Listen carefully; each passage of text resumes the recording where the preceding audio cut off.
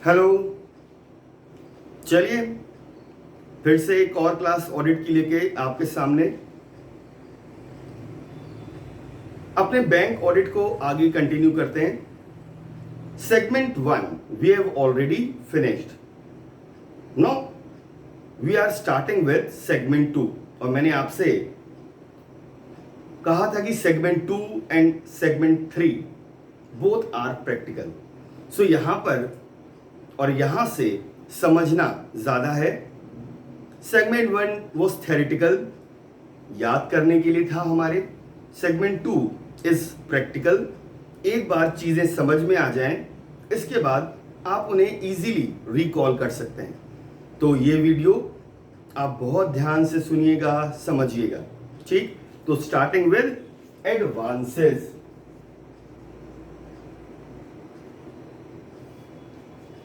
चलिए सर, काम को शुरू किया जाए।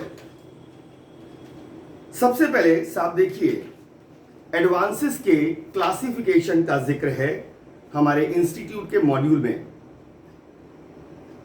And classification is first on the basis of funds, that is funded loans and non funded loans. ये क्या होते हैं sir? In case of funded loans there is actual transfer of money from the bank to the borrower. Means transfer of funds take place from bank to the borrower, like term loans, cash credit, OD and so on. Another is non-funded loans. Non-funded loans means it is basically a service which is provided by bank to the borrowers. In non-funded loans, there is no movement, no transfer of funds from bank to borrower. कोई भी fund का movement नहीं होता है, just like की guarantee given by the bank. एक छोटा सा एग्जांपल, लेटर ऑफ क्रेडिट। तो इन सर्विसेज में कोई भी फंड का आउटफ्लो बैंक के एंड पर नहीं है unless until guarantee is invoked, right. तो ये तो एक क्लासिफिकेशन की मोटे तौर पर बात हुई। नेक्स्ट है, what do advances comprise?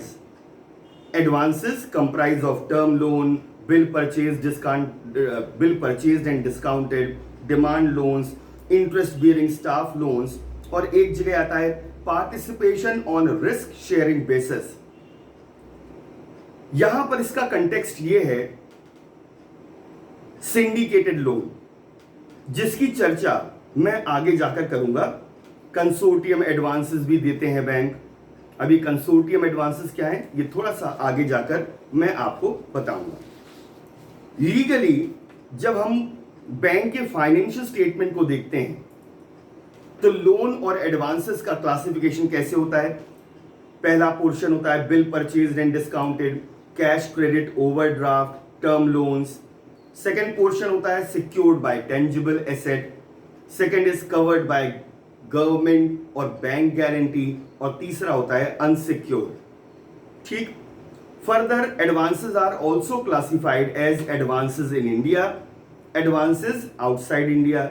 In India priority sector में कितने एडवांसेस हैं? प्रायोरिटी सेक्टर मतलब एजुकेशन, हाउसिंग, एग्रीकल्चरल, और आजकल जो बहुत कॉमन शब्द हमारे मुंह पे रहता है MSMEs, small medium small scale enterprises, जिनके लिए अभी कोरोना में बहुत बड़ी राहत केंद्र सरकार ने दी। लाखों, 3.5-4 लाख करोड़ का पैकेज उनके लिए आया। तो that is advances in India, advances outside India, due from banks, due from others, और ड्यू फ्रॉम अदर्स में भी further classification bill purchased and discounted, syndicated loan and others, right sir. So that is what the classification. तो sector wise भी classification है, security wise भी है, और prudential norms तो आप एडवांस अकाउंट्स में भी पढ़ चुके हैं। तो I have just gone through these classification। आप भी एक बार बड़े ध्यान से इनको पढ़ लीजिएगा, इनको याद करना बहुत मुश्किल नहीं है। नेक्स्ट है sir classification security wise. Security wise देखें तो every bank require security from the borrower to make sure whatever amount of loan is given, it is being returned by the borrower along with interest। तो अगर कोई banker security ही ना ले तो फिर sir banks के लिए ऑपरेट करना बड़ा मुश्किल हो जाएगा। तो they receive the security as well against the loan given. दो तरह की सिक्योरिटी हैं, primary security, secondary security। Primary security is basically a principal security against which credit is extended। आप ऐसे कह सकते हैं it is the principal security offered by borrower to the bank against loan and against which credit is extended by the bank। इसका यह मतलब हुआ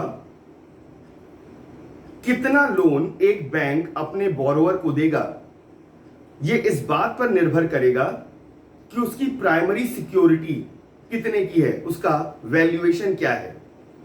secondary security that is additional security which may be tangible, intangible, movable, immovable. तो दोनों तरह की security bankers लेते हैं। प्राइमरी सिक्योरिटी, जितना जो भी प्राइमरी सिक्योरिटी होगी वो ये तय करती है, उसकी वैल्यू ये तय करती है कि बैंकर कितना लोन बोरोवर को देगा। सेकेंडरी सिक्योरिटी एक आप कह सकते हैं it is a cushion to the bank. अगर in case default is by the borrower, default is made by the borrower, then first this primary security is liquidated, is disposed of, and if amount is not wholly recovered by the bank, then banker may also dispose of this secondary security provided by the banker। पर मैं हमेशा कहता हूं साहब हमें इस तरह से बैंक को नहीं देखना चाहिए कि बैंक का इंटेंट ये होता है कि बोरोवर डिफॉल्ट करे और हम उसकी दी हुई सिक्योरिटी को डिस्पोज ऑफ करें, क्योंकि बहुत सारे कॉम्प्लिकेशंस, प्रोसीजर्स इन्वॉल्व होते हैं इन सब में। तो अक्सर ये कहा भी जाता है कि साहब आप बैंक से लोन लें, वापस जरूर कर दें, नहीं तो बैंक के लिए तो समस्या है ही, बोरोवर के लिए भी समस्याएं बढ़ जाती हैं sir. So that is all about primary and security, primary and collateral, that is secondary security, additional security मैंने एक्सप्लेन करी। आगे आए sir, mode of creation of security.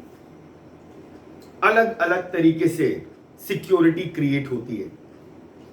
मैं जस्ट हर एक के बारे में थोड़ा थोड़ा बताता हूं। आप सबको ये सब ऑलरेडी पता है, आपने लॉ में भी पढ़ा है, तो हर एक के बारे में थोड़ी थोड़ी बात मैं करता जाता हूं। इसके बाद आप लोग अपने मॉड्यूल को फॉलो करिएगा। आइए, सबसे पहले वर्ड यूज्ड है मॉर्गेज। अब usually this term mortgage we used when charge is created on some fixed asset, immovable property like land, building, right? So there are different types of mortgages। कई तरह के mortgages होते हैं, but common and famous popular mortgages are registered mortgage, equitable mortgage। दो common हैं, famous, बहुत known mortgages हैं। registered mortgage क्या है? कहते हैं registered mortgage is affected by a registered instrument called mortgage deed signed by the mortgagor. तो there is instrument, जब मॉर्गेज होगा लैंड बिल्डिंग का तो एक लीगल इंस्ट्रूमेंट होगा जिसको मॉर्गेजर साइन करेगा, राइट?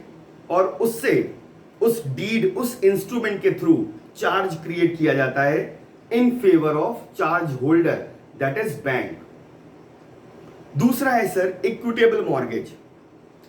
इन इक्विटेबल मॉर्गेज और equitable mortgage is affected by delivery of documents of title और any other document of title. यानी इक्विटेबल मॉर्गेज के केस में सिंपल क्या करना है, there is delivery, physical delivery, उठाकर जो आपके डॉक्यूमेंट्स ऑफ टाइटल हैं या कोई और डॉक्यूमेंट है टाइटल का, वो उठाकर हम बैंकर को दे देते हैं। जैसे एक कॉमन फिनोमेना आप देखेंगे, अगर मैं बैंक के पास जाऊं और हाउसिंग लोन के लिए अप्लाई करूं, मैं कोई प्रॉपर्टी, कोई फ्लैट खरीद रहा हूं, कोई हाउस खरीद रहा हूं, तो मैं हाउसिंग लोन ले रहा हूं, तो मैं क्या करता हूं, मैं बैंक से लोन के लिए अप्लाई करता हूं। जिस दिन मेरी रजिस्ट्री होगी उस फ्लैट की या हाउस की, उसके डॉक्यूमेंट्स मैं उठाकर सीधे सीधे बैंक को दे दूंगा, दैट इज इक्विटेबल मॉर्गेज। तो equitable mortgage is affected bye simple delivery of documents of title. ठीक है सर, आगे आ जाए सर। प्लेज, मॉर्गेज के बाद दूसरा mode of creation of security is pledge.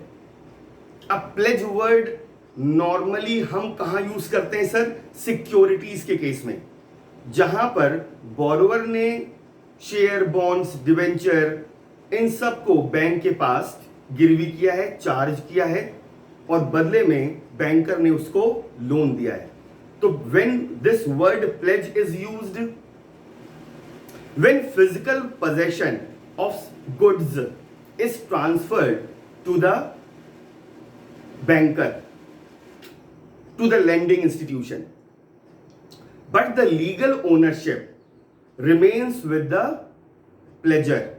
Legal ownership तो pledger की ही रहेगी, but physical possession is transferred to pledgee, and pledgee also gets some defined interest in such security or goods. तो pledge की खास बात क्या है सर, केवल फिजिकल कस्टडी, फिजिकल पोजेशन हम किसी और को देते हैं और जिसके पास फिजिकल पोजेशन पहुंचता है, it also get some defined interest in the security और goods, but legal ownership always remain with the pledger. आगे sir hypothecation. It is also a equitable charge which is created in favor of bank by executing hypothecation deed.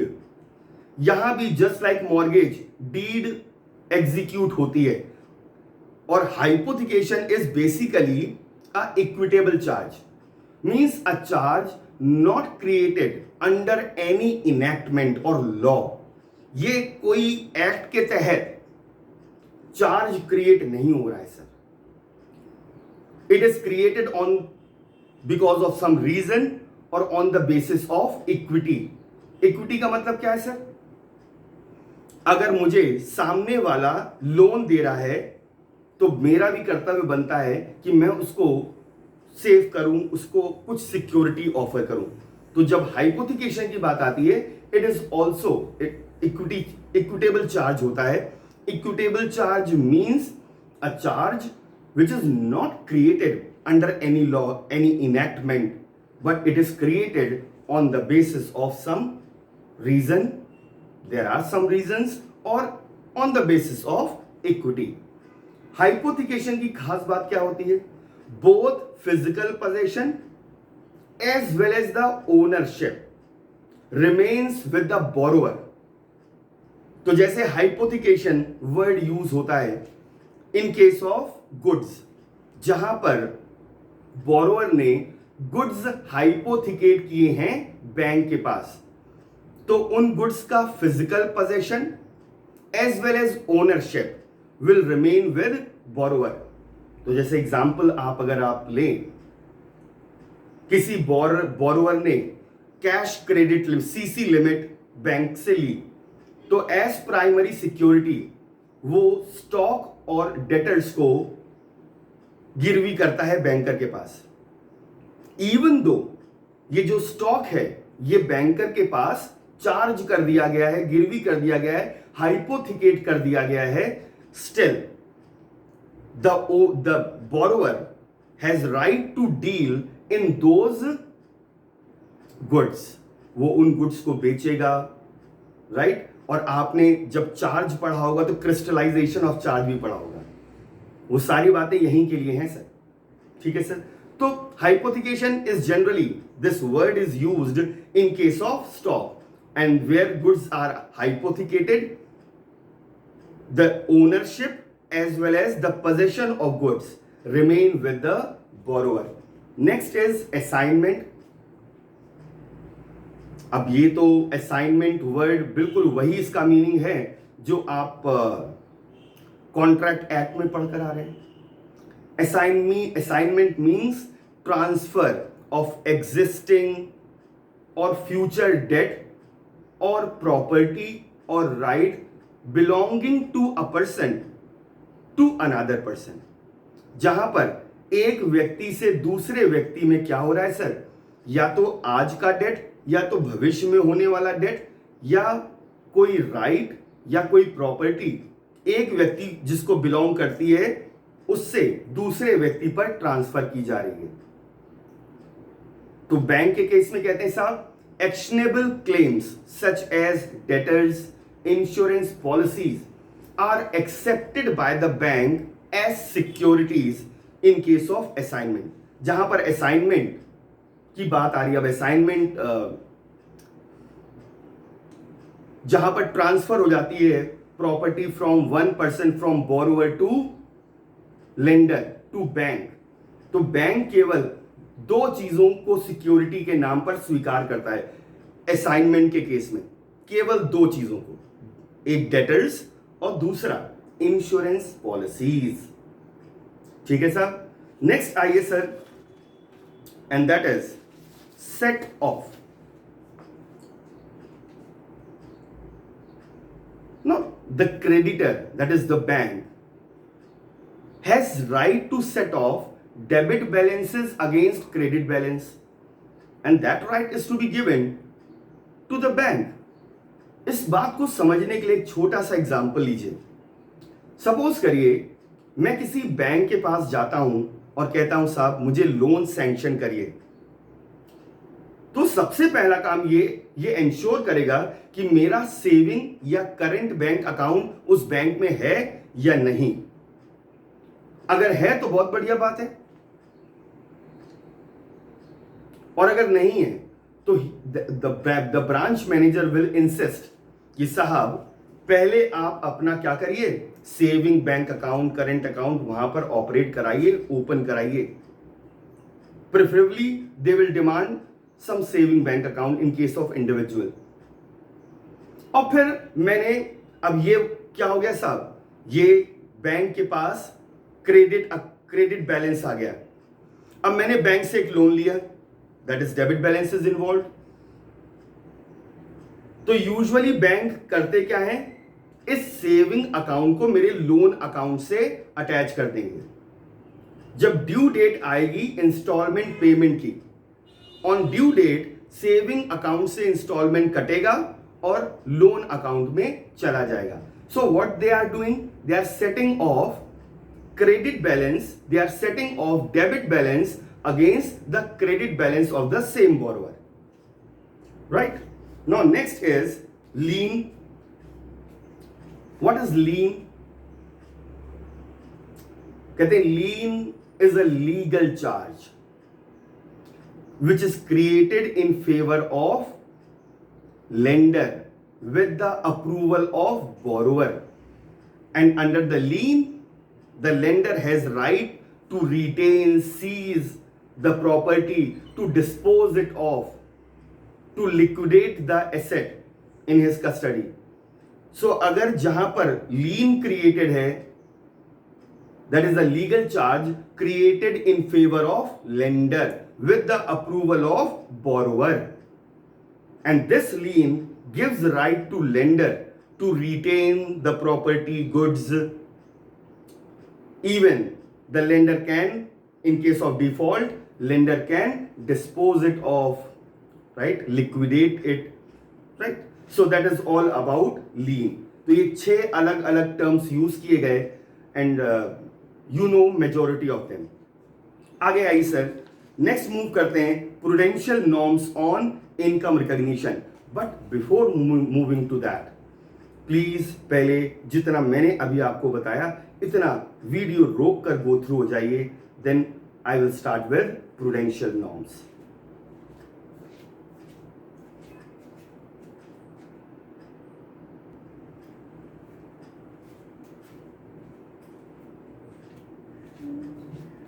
आइए sir, prudential norms की बात करें.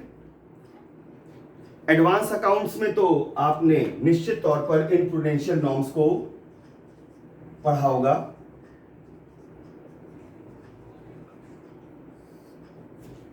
Provisioning के बारे में जो कुछ आपको एडवांस अकाउंट्स में बताया गया, that is same is applicable here as well. I am not taking up the provisioning requirement. जो आपको एडवांस अकाउंट्स में प्रोविजनिंग की रिक्वायरमेंट्स बताई गई, आप उन्हीं को कंटिन्यू करिए. मैं सिर्फ बेसिक कॉन्सेप्ट्स में डील कर रहा हूं. परफॉर्मिंग, नॉन परफॉर्मिंग, स्टैंडर्ड, सब standard, doubtful, loss, I am talking about those only. ठीक है, तो आइए जरा एक बार अपने उन बेसिक कॉन्सेप्ट्स को जरा ब्रशअप कर लिया जाए, जरा थोड़ा पैना कर लिया जाए, क्लियर कर लिया जाए. ठीक है सर. तो जब हम एसेट्स की बात करते हैं, एक बैंक के सबसे इंपॉर्टेंट एसेट्स हैं किसी बैंक के लिए उसके एडवांसेस.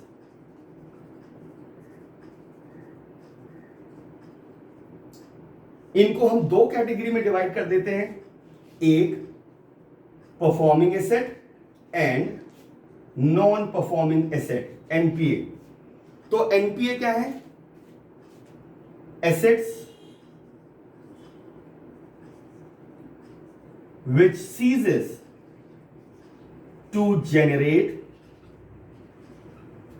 income for bank. तो एनपीए वो एसेट्स हैं, और ये performing assets means assets generating income for bank. They are still generating income for bank, and NPAs are those which ceases to generate income for bank.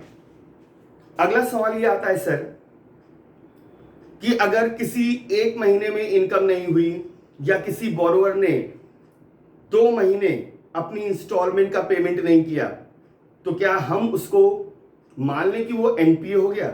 तो अब मैं जो बताने जा रहा हूं, कब किसी एसेट को एनपीए हम मानते हैं.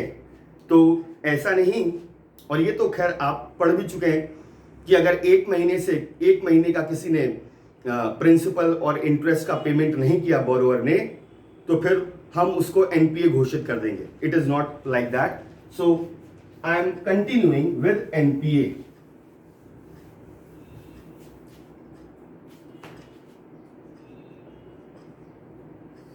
तो कहते हैं asset is classified as NPA when, पहली बात, in case of term loan. अगर टर्म लोन है, लंबी अवधि के लोन है, if installment of principal or interest remain overdue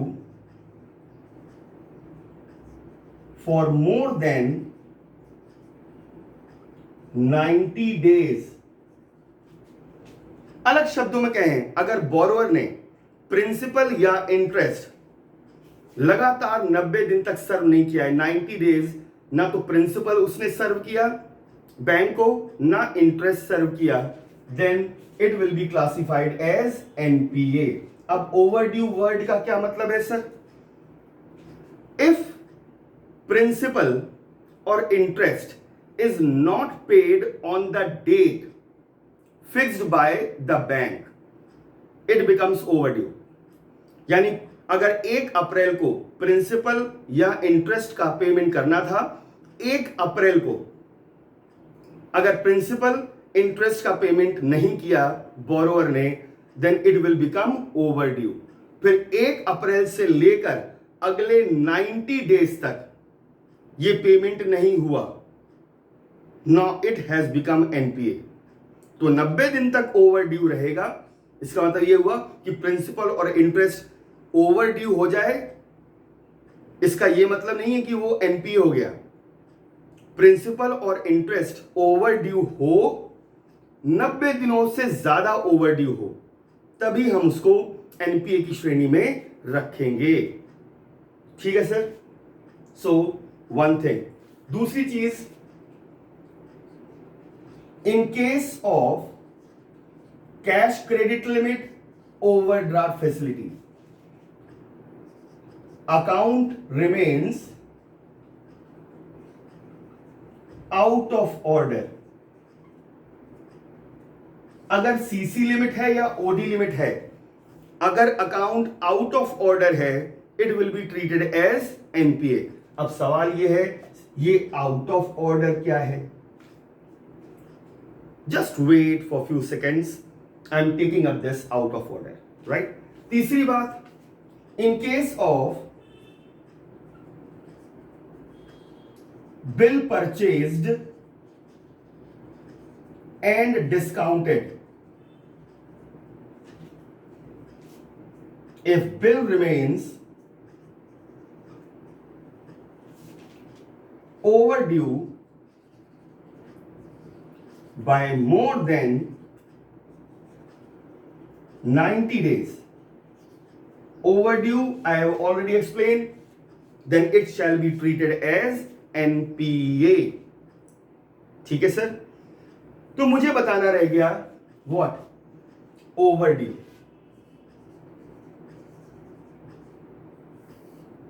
ये ओवरड्यू, एंड ओवरड्यू का कॉन्सेप्ट सीसी और ओडी में ही आता है। ठीक है सर? ओवरड्यू क्या है? कहते हैं एफ, पहली बात, आउटस्टैंडिंग बैलेंस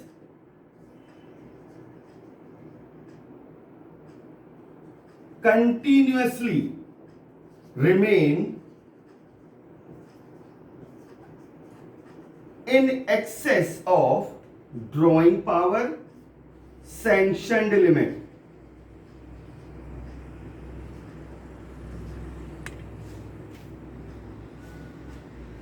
ड्रॉइंग जो आउटस्टैंडिंग बैलेंस है वो लगातार ड्रॉइंग पावर और सैंक्शनड लिमिट से ज्यादा है। अब ये दोनों अलग हैं, आई होप यू अंडरस्टैंड। आइए छोटे से एग्जाम्पल से मैं आपको समझाने की कोशिश करूं, ये सैंक्शनड लिमिट क्या है और ये ड्रॉइंग पावर क्या है। सपोज करिए आप एक बोरोवर हैं और मैं एक बैंकर हूं।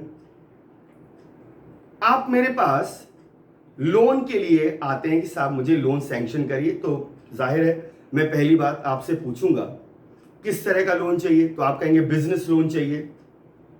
जाहिर है मैं आपको सीसी लिमिट ऑफर करूंगा और आपसे कहूंगा कि आप बताइए साहब कि आप सिक्योरिटी के नाम पर क्या दे सकते हैं। तो आप कहेंगे साहब हम 1 करोड़ के आपको स्टॉक दे सकते हैं, 1 करोड़ की मेरी इमूवेबल प्रॉपर्टी है, उसको आप ले लीजिए। तो मैं आपसे एज बैंक क्या कहूंगा, ठीक है साहब, आपकी प्राइमरी सिक्योरिटी स्टॉक है 1 करोड़ की, उस पर हम 70% का क्रेडिट ऑफर करते हैं। यानी आप मुझे 1 करोड़ का लोन 1 करोड़ के गुड्स हाइपोथिकेट करेंगे, बदले में मैं आपको 70 लाख का लोन दूंगा। यही कहानी हुई सर। और ये जो सेकेंडरी सिक्योरिटी है, एडिशनल सिक्योरिटी, ये लैंड हो जाएगी। तो मैंने आपकी एक लिमिट सैंक्शन कर दी कि आपको मैं मैक्सिमम 70 लाख का लोन दूंगा और बदले में आप मुझे 1 करोड़ के एसेट्स, 1 करोड़ के गुड्स हाइपोथिकेट करेंगे एज प्राइमरी सिक्योरिटी, और जो आपकी लैंड है 1 करोड़ की वो मैं अपने पास रख लूंगा एज एडिशनल सिक्योरिटी। ठीक, तो सैंक्शन लिमिट कितनी हो गई? 70 लाख। अब सर जब पहला क्वार्टर बीत गया, मैं आपसे कहूंगा बल्कि जहां पर बड़े सीसी लिमिट होती है, बड़े अमाउंट के लोन होते हैं, वहां तो बोरोवर को हर महीने स्टॉक स्टेटमेंट फाइल करना पड़ेगा बैंकर के पास एवरी मंथ। ठीक, तो हर महीने आप मुझे या क्वार्टरली मुझे आप अपना स्टॉक स्टेटमेंट फाइल करेंगे। तो मैंने आपको 70 लाख का लोन सैंक्शन कर दिया, मैंने आपको 70 लाख दे दिया, आप यूज करिए। नेक्स्ट मंथ या नेक्स्ट क्वार्टर में आपने स्टॉक स्टेटमेंट मुझे फर्निश किया और बताया कि आपके पास पर्टिकुलर मंथ के एंड में 90 लाख का स्टॉक था। तो इनिशियली 1 करोड़ का था, अब कितना हो गया? 90 लाख का। और मैंने एज बैंकर तय किया है कि जो भी आपके स्टॉक होगा उस पर 70% का क्रेडिट मैं ऑफर कर रहा हूं। ठीक, तो आपने 90 लाख का स्टॉक स्टेटमेंट मुझे दिया, तो मैं आपकी नई ड्रॉइंग पावर निकालूंगा। तो 90 लाख इंटू 70%, अब आपकी ड्रॉइंग लिमिट हो गई 63 लाख। यानी 7 लाख, अगर आपने पूरा 70 लाख अगर आपके पास है तो अब 7 लाख तुरंत जमा करो, क्योंकि अब आपकी drawing power your drawing power is reduced to 63 lakh. 70 से रिड्यूस होकर 63 लाख आ गई।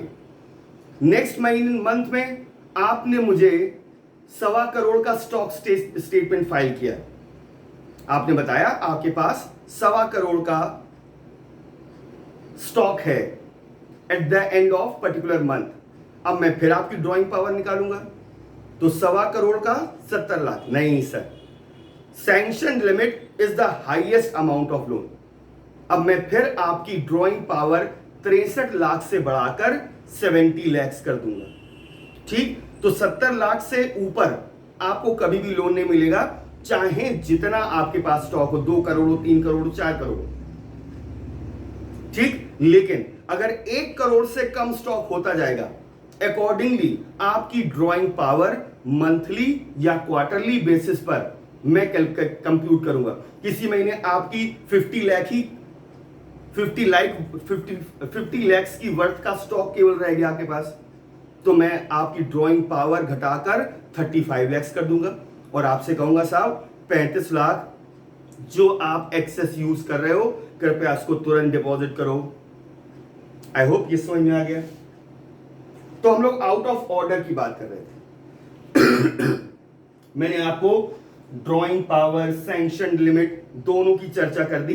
अब आइए, तो कब ओवरड्यू मानते हैं सीसी और ओडी को? If outstanding balance continuously remain in excess of drawing power, sanction limit. मैंने अभी आपसे कहा सैंक्शन लिमिट के ऊपर तो होना ही नहीं चाहिए, और है तो ये इरेगुलर हो गया, आप इसको आउट ऑफ ऑर्डर मानिए, ये एनपीए की कैटेगरी में आ गया। ठीक, number 2,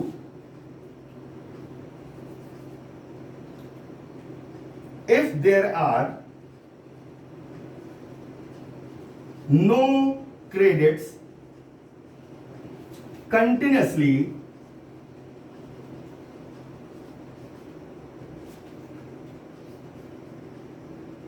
for 90 days as on balance sheet date, balance sheet date से पिछले 90 दिनों में कोई भी क्रेडिट एंट्रीज नहीं है, कोई पेमेंट किया ही नहीं, it is out of order. और तीसरा, देयर आर क्रेडिट्स तो हैं but not sufficient to cover interest debited, credits हैं, पर क्रेडिट्स इतने सफिशिएंट नहीं हैं कि जो इंटरेस्ट का अमाउंट डेबिट किया गया है उसको कवर कर पाए। तीनों में से कोई भी परिस्थिति हो, outstanding balance, drawing power, sanction limit से एक्सेस हो, पिछले 90 दिनों में कोई भी क्रेडिट्स ना हो, क्रेडिट्स हैं भी अगर तो इतने सफिशिएंट नहीं हैं कि इंटरेस्ट जो डेबिट किया गया है उसको कवर कर पाए, तो फिर ऐसे सीसीओडी को क्या बोलते हो? Out of order. और जैसे ही आउट ऑफ ऑर्डर हुआ वैसे ही क्या हो गया? एनपीए। ठीक है साहब, आइए सर, ये तो चर्चा हो गई कब कोई एडवांस लोन एनपीए क्लासिफाई होता है।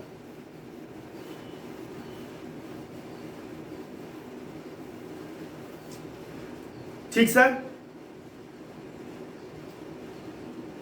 आगे बात करें।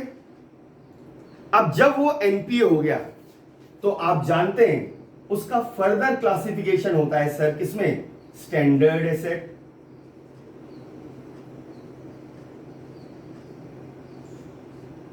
Then doubtful, substandard,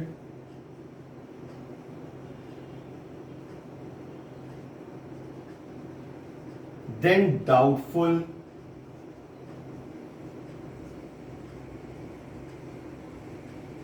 and then loss।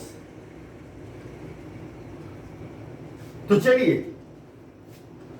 बहुत दिमाग में क्लियर पिक्चर है। एक एसेट जो लगातार इनकम जनरेट कर रहे हैं, बहुत बढ़िया, उनके बारे में क्या बात करें, वो तो हमारे लिए एसेट हैं, वाकई में एसेट हैं। For the bank they are asset, हटाओ किनारे। अब वो एसेट जो इनकम जनरेट नहीं कर रहे थे फॉर स्पेसिफाइड पीरियड, उनको हमने क्या बोल दिया? Non performing. और नॉन परफॉर्मिंग भी देखिए कितनी कैटेगरी में डिवाइड हो गई? D1, D2, D3, तीन कैटेगरीज। स्टैंडर्ड एसेट यानी जो परफॉर्मिंग एसेट्स हैं, तो स्टैंडर्ड एसेट को डिफाइन करते हैं कैसे? Assets which do not disclose any problem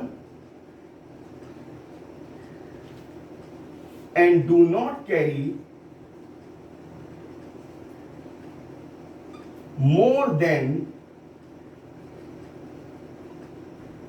normal risk। यानी ये कौन से एसेट हैं? PA, performing asset.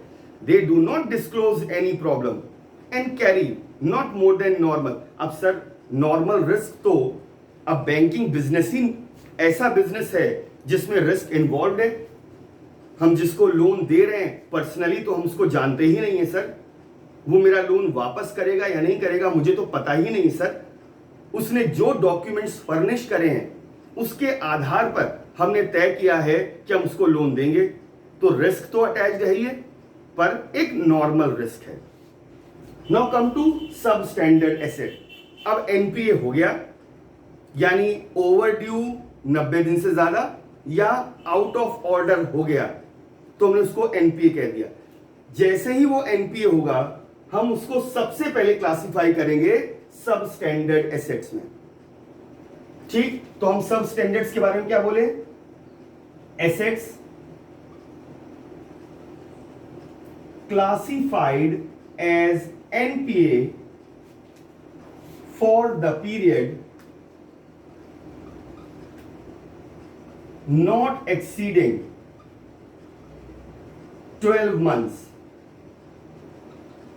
एनपीए हो गया, पर जिस दिन एनपीए हुआ उससे अभी 12 महीने से ज्यादा की अवधि गुजरी नहीं है, एक्सपायर नहीं हुई, हम उसको सब स्टैंडर्ड में रखेंगे और इस बात की उम्मीद करेंगे कि बोरोअर अपने अकाउंट को रेगुलराइज कर लेगा and then again substandard will be classified as standard. ये पॉसिबल होता है सर। ठीक, अब आ जाइए सर, अप टू 12 मंथ्स तक तो उसको सब स्टैंडर्ड में रखना है, पर जब वो एनपीए क्लासिफाई हुआ उससे 12 महीने से ज्यादा की अवधि गुजर गई तो फिर doubtful. Assets classified as NPA for the period exceeding 12 months। अब आप उसको डाउटफुल में डाल दीजिए।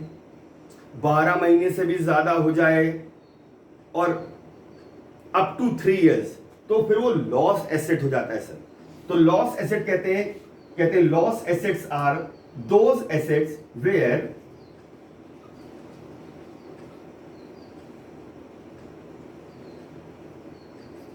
Loss is identified by bank और आरबीआई इंस्पेक्शन। मान लिया गया लॉस होगा and amount is not written off fully और पार्शियली, और अमाउंट को राइट ऑफ नहीं किया गया है अभी।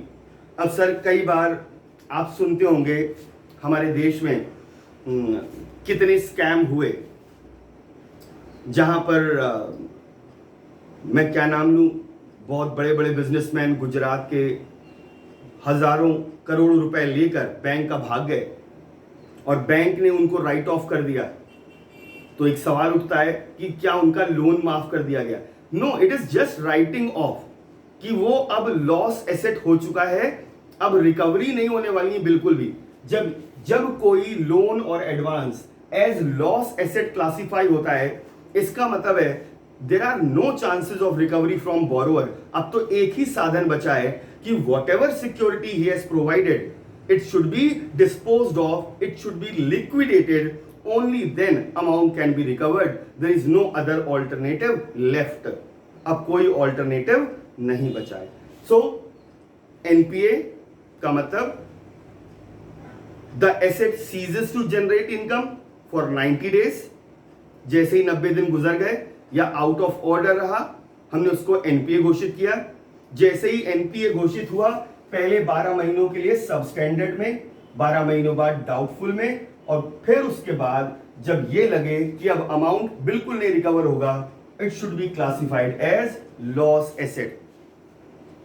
ठीक, so that is all about PA and NPA. Please इतना पोर्शन एक बार गो थ्रू होइए, then I am continuing further.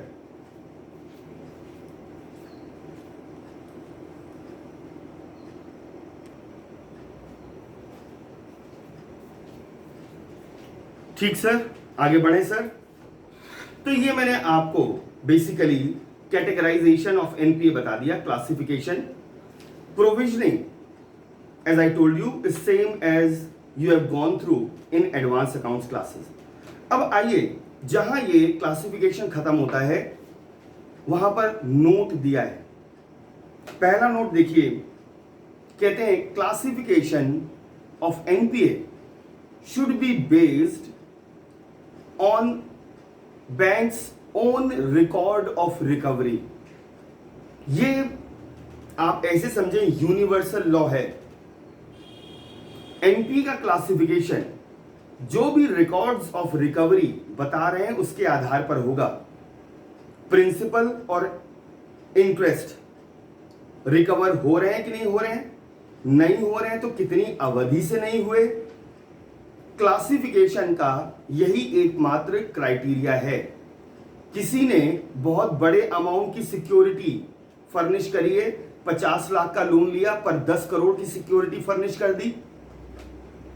Asset classification, NPA classification का इससे कुछ लेना देना नहीं। बोरोवर की नेटवर्थ करोड़ों में है, अरबों में है, और उसने कुछ लाख का लोन लिया, this is not the criteria to classify NPA. Only criteria is the bank's own record of recovery, right?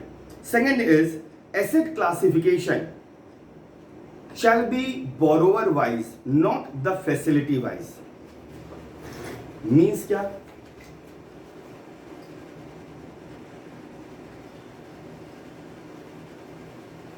asset classification is borrower wise, not facility wise. इसका क्या मतलब है सर? सपोज करिए मिस्टर ए, इनको bank of India ने ये facility grant करी। कौन कौन सी? एक तो इनको दिया है कार लोन, दूसरा इनको दिया है हाउसिंग लोन, और तीसरा इनको एक और फैसिलिटी ऑफर की गई है, सीसी लिमिट। तो CC limit out of order, it will be treated as NPA. Housing loan over due for more than 90 days, treated as NPA. Car loan principal interest over due for more than 90 days, NPA. अब suppose करिए this is regular, यानी principal और interest regularly serve हो रहा है। Housing loan it is regular, principal और interest regularly serve हो रहा है। CC limit it is out of order. तो आप कहेंगे साहब ये क्या हो गया? Irregular. Once any one of the facility of the borrower becomes NPA, all the facilities should be classified as NPA. Even though this car loan is PA, housing loan is PA, car loan is NPA. तीन facility हैं, तो ये PA है, ये PA है, ये NPA है. Once this is classified as NPA, all the facilities should be classified as NPA. और जब बैंक ऑडिट करते हैं सर, इस बात का विशेष ध्यान रखना है, क्योंकि हम पहले सीसी चेक करते हैं, फिर ओडी चेक करते हैं, फिर टर्म लोन्स चेक करते हैं. ये याद रखना है, classification should be borrower wise. अगर किसी बोरोवर की एक फैसिलिटी भी एनपीए है तो उसकी बाकी फैसिलिटी भले ही वो परफॉर्मिंग हो, should be treated as NPA. आइए सर नेक्स्ट बात करें. एसेट रेगुलराइज्ड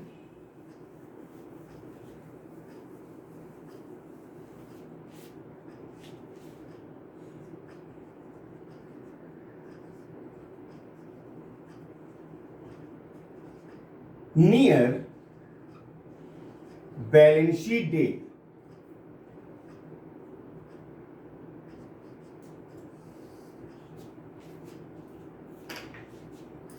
पूरे साल पर्टिकुलर अकाउंट डोरमेंट पड़ा रहा और साल के अंतिम माह में कुछ एंट्रीज आ गई to show, to trying to reflect that account is regular.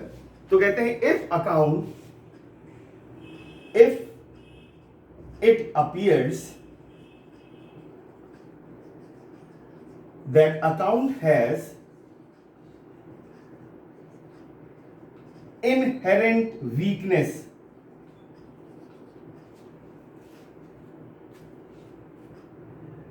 पूरे साल समय से प्रिंसिपल इंटरेस्ट नहीं आ रहा है, कभी आया कभी नहीं आया, इस तरह से चल रहा है, इनहेरेंट वीकनेस रिफ्लेक्ट हो रही है.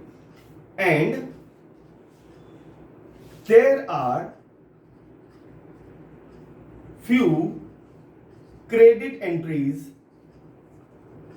there are few credit और solitary, कोई एक बड़ी एंट्री आ गई, कोई एक सिंगल एंट्री आ गई. there are few credit entries at the end of year, then such account shall be deemed to be NPA. ऐसे अकाउंट को एनपीए मानिए. ठीक है sir. So that is account regularised near balance sheet date. Government guarantee advances next is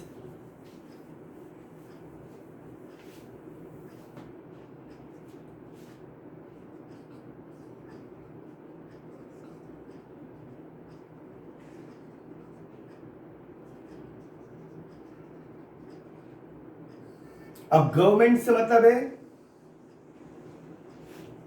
central government and state government. तो where guarantee is given by central government, then such account shall not be treated as NPA for provisioning purpose.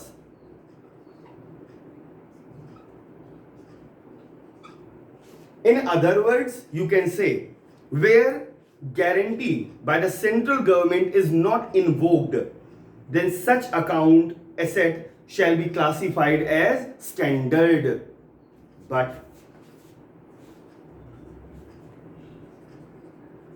may be classified as NPA for the purpose of income recognition. Income recognition के purpose से आप उसको NPA classify करिए. इसका क्या मतलब हुआ? इसका मतलब यह हुआ कि अगर किसी एसेट के लिए सेंट्रल गवर्नमेंट ने गारंटी फर्निश कर रखी है, it is backed by central government guarantee, then it should be treated as standard asset. But income shall be recognized only on receipt basis. When amount is received, then income shall be recognized. So जहां पर कोई account है which is backed by central government and account becomes overdue, principal interest becomes overdue for more than 90 days, even though it should be classified as standard asset. But income shall be recognized as and when it is received, not on accrual basis. But in case of state government, where account becomes overdue for more than 90 days, then it should be classified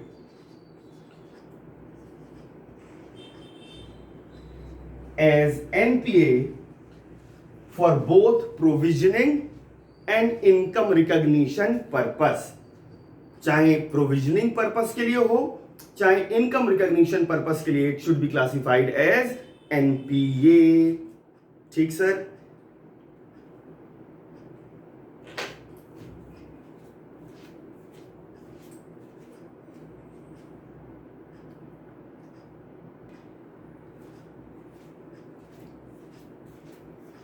next आइए sir,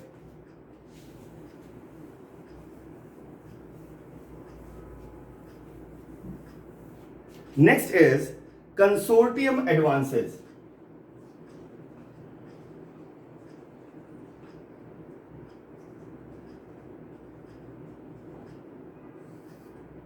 मैंने शुरू में आपसे कहा था कि मैं इसको थोड़ा सा बाद में आके बताता हूं. आइए सपोज करिए से XYZ लिमिटेड, इसको 1000 करोड़ का लोन चाहिए. अब may be it is not possible for any particular bank to give 1000 crore loan to this XYZ limited. तो एक कंसोर्टियम अरेंजमेंट हो जाएगा. से एक बैंक है SBI, इसने तय किया कि हम 500 करोड़ दे देंगे. बैंक ऑफ इंडिया, इसने तय कर दिया हम 250 करोड़ दे सकते हैं. और पंजाब नेशनल बैंक ये भी 250 करोड़ का एडवांस दे सकती है. तो इन लोगों ने एक कंसोर्टियम बना लिया, एक सिंडिकेट बना लिया और मिलकर ये इसको 1000 करोड़ का लोन दे देंगे. जनरली जो बैंक सबसे ज्यादा शेयर दे रही है, 1000 में 500 करोड़ ये सबसे ज्यादा लोन दे रही है, ये हो जाएगी लीड बैंक. ठीक. अब एनपीए का रूल तो मैंने आपसे कहा था यूनिवर्सल रूल है. Each individual member of bank shall classify NPA on the basis of their own record of recovery। ये जो 1000 करोड़ XYZ को दिए हैं,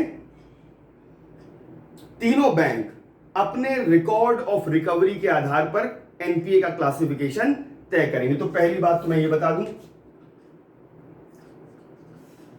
individual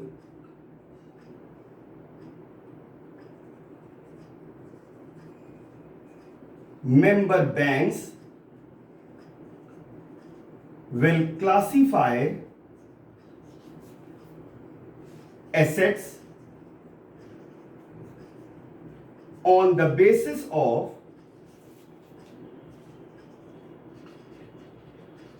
own record of recovery।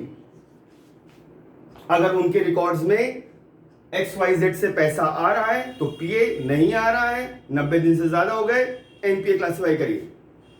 अब सपोज करिए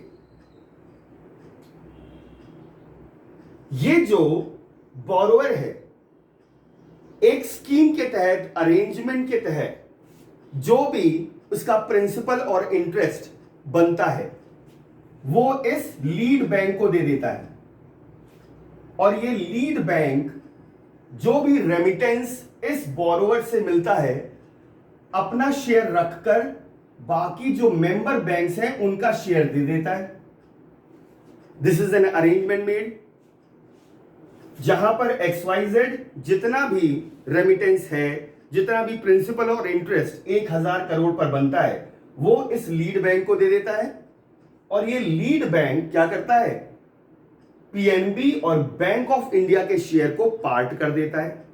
जहां पर ऐसी परिस्थिति हो तो एक परिस्थिति ये आती है, साहब इसने तो पूरा पैसा इसको दिया पर एसबीआई ने इनको और इनको इनके हिस्से का, इनके शेयर का पैसा नहीं दिया।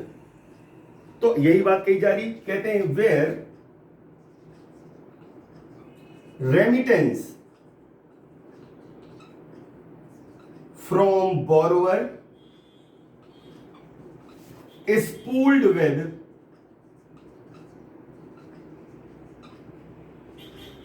one bank, you can say lead bank,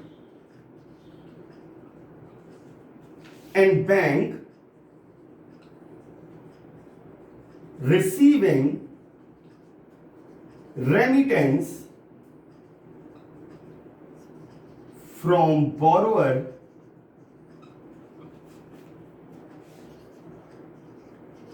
does not part with the share of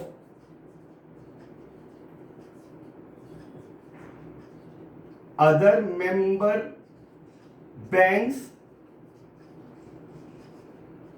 then each member bank shall classify advance as not serviced, that is NPA। बहुत क्लियर कट रूल है, और इसीलिए ये जरूरी होता है जहां पर ये अरेंजमेंट हो रहा हो, कंसोर्टियम एडवांसेस दिए जा रहे हो, ये जो मेंबर्स बैंक हैं they should get express consent from the lead bank that they will get their own share. बहुत एक्सप्रेस कंसेंट ले लें, नहीं तो ये परिस्थितियां पैदा हो सकती हैं। ठीक, तो खैर साहब मोटा मोटा रूल इतना सब बता दिया मैंने, पर मूल मंत्र सर यही है, every bank shall classify loan advance on the basis of their own record of recovery।